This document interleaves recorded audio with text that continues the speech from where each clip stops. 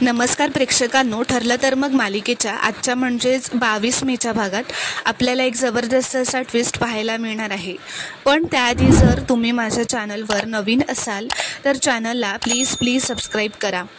आता आपण पाहतो की कल्पनाने सगळं किचन साफ केलेलं असतं. प्रिया तिथेच किचनकडे उभी असते. कल्पना तिला असं म्हणते, आता काम करायला सुरुवात करूयात. तर आता कल्पना प्रियाकडे लाकडीचा डाव मागते. तर प्रियाचा लक्ष फोनमध्ये असतो. तिला ती सुरी देते. तर कल्पना म्हणते, अगं तुझं लक्ष कुठे आहे? मी सुरी नाही, लाकडीचा डाव मागितला तुझ्याकडे. तर प्रिया हसू लागते.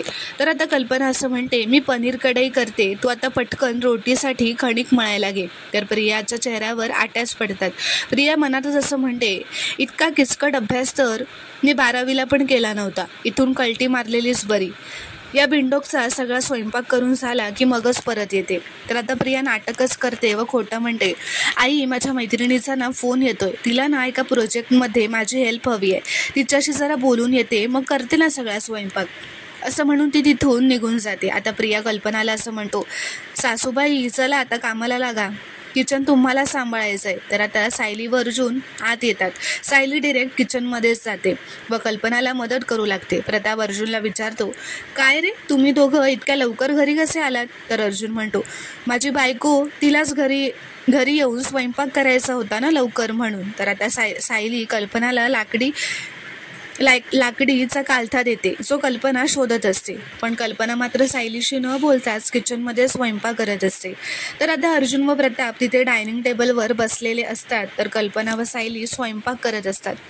कल्पनाला डायरेक्टली सायलीशी बोलायचं नसतं, म्हणून तिला जे म्हणायचं आहे ते प्रतापला सांगत असते मोठ्याने, ज्यामुळे सायली ते ऐकेल आणि तिला तिचं म्हणणं कळेल. तर आता सायलीसुद्धा तिचं म्हणणं कल्पनाला डायरेक्टली न सांगता अर्जुनला सांगते आणि ते कल्पनासुद्धा ऐकते.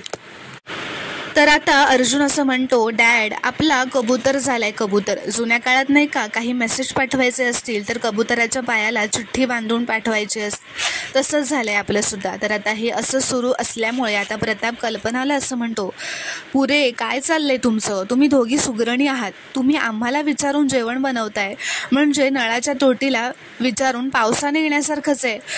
अरे तुम्ही जे बनवताय आम्हाला विचारताय ना, त्याची आम्ही फक्त उत्तर देतोय, बाकी काही नाही. त्यापेक्षा पदार्थ तुम्ही ठरवून बनवा, तुम्ही जसे बनवाल तसे आम्ही खाऊ, असं प्रताप हसतच म्हणतो. आता अर्जुन व प्रताप तिथून निघून जातात.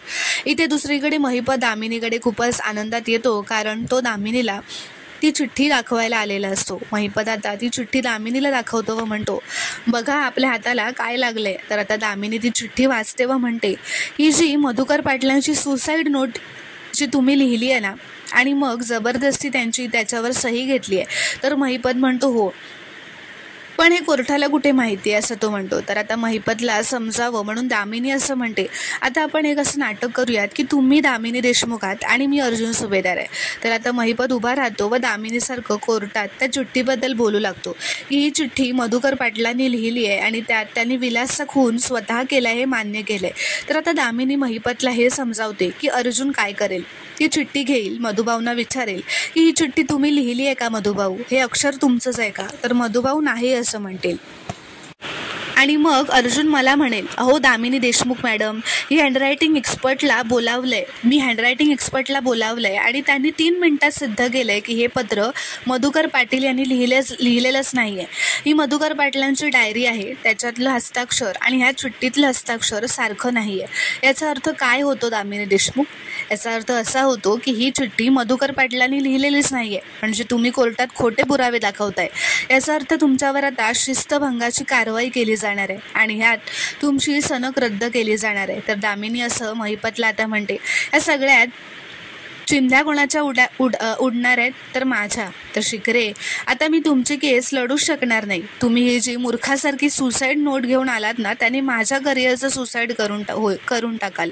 तर महिपत म्हणतो, पण मी एवढी तर मोठी चूक केली नसणार ना, या चिठ्ठीचा आपल्याला काहीतरी उपयोग होईलच. तर दामिनी म्हणते, बसा खाली बसा, मी इतक्या वेळा समजावलं, अशा बेंडोक आयडियाज घेऊन ना माझ्याकडे येऊ नका परत.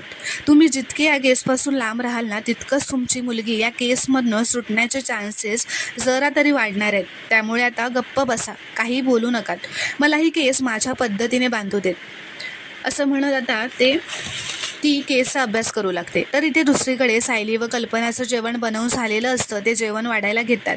तेवढ्यात तिथे अर्जुन व प्रताप येतो व म्हणतात, वा, जेवणाचा काय छान घमघमाट सुटलाय. तर आता तेवढ्यातच प्रियासुद्धा तिथून डोकावून बघते व मनातच म्हणते, चला, सगळा स्वयंपाक झालेला दिसतोय, म्हणजे आता इथे थांबणं सेफ आहे. आता ती नाटकच करत पुढे जाते व कल्पनाला म्हणते, आई चल, मी पटकन पनीर कढई बनवायला घेते. आणि मुद्दामच शॉक होण्याचं नाटक करते व म्हणते, अय्या, हे काय, स्वयंपाक झाला सुद्धा. तर कल्पनाला मात्र आता मनातूनच प्रियाचा राग आलेला असतो, पण ती काही बोलून दाखवत नाही. प्रिया असे म्हणते, मला अचानकच ना मैत्रिणीचा फोन आला ना आई. तिला प्रोजेक्टमध्ये डिझाईनसाठी मदत करून हवी होती. तिला ना सतत भीती वाटत असते की ती फेल तर होणार नाही ना याची. तर आता अर्जुन टोमण्यानेच हळूच प्रियाला असं म्हणतो, तिला भीती वाटते की तुलाच भीती वाटत होती की तू किचनमध्ये फेल होशील. तर सायली आता अर्जुनला डोळे दाखवून गप्प राहायला सांगते. आता पूर्णाची सुद्धा तिथे येते. तर प्रिया म्हणते, बरं झालं पूर्णाची तू आलीस. हे बघ, सगळं रेडी आहे, मी आत्ताच वाढायला घेते, असं ती खोटं सांगते. तर पूर्णाची कल्पनाला म्हणते, कल्पना, आयत्या वेळेला सगळं तुझ्यावर पडलं म्हणून मला वाटलं होतं आज स्वयंपाक व्हायला थोडा वेळच लागेल, पण इथे आल्यावर कळलं की इतका पटकन स्वयंपाक होऊन इतका सुंदर सुवास कसा काय दरवळतोय. असं ती आता सायलीकडे बघूनच हसतच म्हणत असते. तर ते ऐकून प्रियाला मात्र मनातूनच राग येत असतो, कारण सायलीचं कौतुक होत असतं. तर आता तेवढ्यातच अश्विनसुद्धा घरी येतो. पूर्णाची त्याला बड्डे विश करते. पूर्णाची म्हणते, अश्विन, तुझ्या वाढदिवसाचा केक तर मला काही मिळाला नाही काल रात्री. आता तुझं औक्षण तरी बघू देत मला. तर आता सायली असं म्हणते, पूर्णाची, आईंनी औक्षणाचं ताट आधीच तयार करून ठेवलं आहे, आपण आधी औक्षण करून घेऊया. तर आता पुढील भागात आपण पाहतो की अश्विन सगळं जेवण बघून खूपच शॉक होतो, म्हणजे खूप खुश होतो व म्हणतो, ओ माय गॉड, सगळं माझ्या आवडीचं जेवण. तर प्रिया आता त्याला म्हणते, हो अश्विन, मी एवढं सगळं तुझ्यासाठी करणार नाही का, तुझ्या प्रेमापोटी. तर आता ती असं खोटं म्हणत असते. हे पूर्णाजीला सगळ्यांनाच माहिती असतं. तर पूर्णाजी रागातच प्रियाला म्हणते, तन्वी, खोटं बोलू नकोस, सगळं जेवण, सगळा स्वयंपाक कल्पना आणि हिने मिळून केलाय. तर आता अर्जुन मुद्दामच पूर्णाजीला विचारतो, पूर्णाई, हिने म्हणजे कोणी ग. तर पूर्णाजी म्हणते, तुझ्या बायकोनेच. तर सायलीला आता हे ऐकून आनंदच होतो. ती मनातच असं म्हणते, पूर्णाजी, आज तुम्ही सगळ्यांसमोर बोललात, पण एक दिवशी तुम्ही माझ्याशीही माझं नाव घेऊन प्रेमाने माझ्याशी बोलायला लागाल. तर आता पुढील भागात काय घडणार आहे पाहणं खूपच रोमांचक ठरणार आहे. व्हिडिओ पूर्ण बघितल्याबद्दल धन्यवाद. व्हिडिओ आवडल्यास कॉमेंटमध्ये नक्की कळवा व चॅनलला प्लीज सबस्क्राईब करा.